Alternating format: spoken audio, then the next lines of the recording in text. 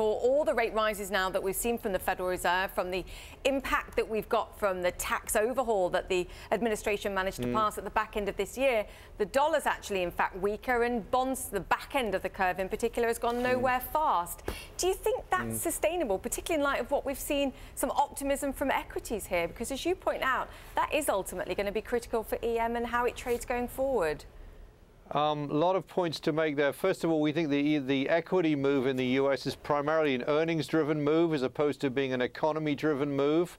That's the first point. But I think you've absolutely hit the nail on the head. We contrasted and have done in our research how late last year, late 2016, I should say, the so-called election trade, you got a big move out of EM, and that's when bond yields rose sharply and the dollar rose sharply. You didn't get this time around, and that's limited any damage that we had to EM when the tax reform bill was going through Congress.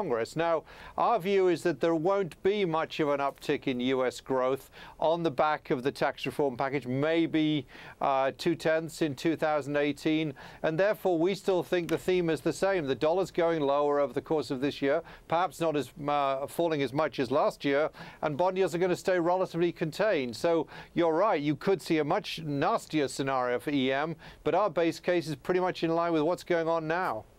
Let's talk about some of your sectoral views with EM. Within EM, you say you like energy against relative to materials company. How come? Materials companies, how come? Well, the concern we have over materials is that one of the forecasts we're really comfortable about for 2018 is a slowdown in the Chinese economy, which of course was supposed to happen last year and didn't. We think growth's going to slow from 6.8 to 6.4. That will eventually work on the commodity prices, in our view, through reduced demand for iron ore, reduced demand for steel. So that makes us very nervous about materials, where the iron ore price is now about 20% above our 2018 forecast.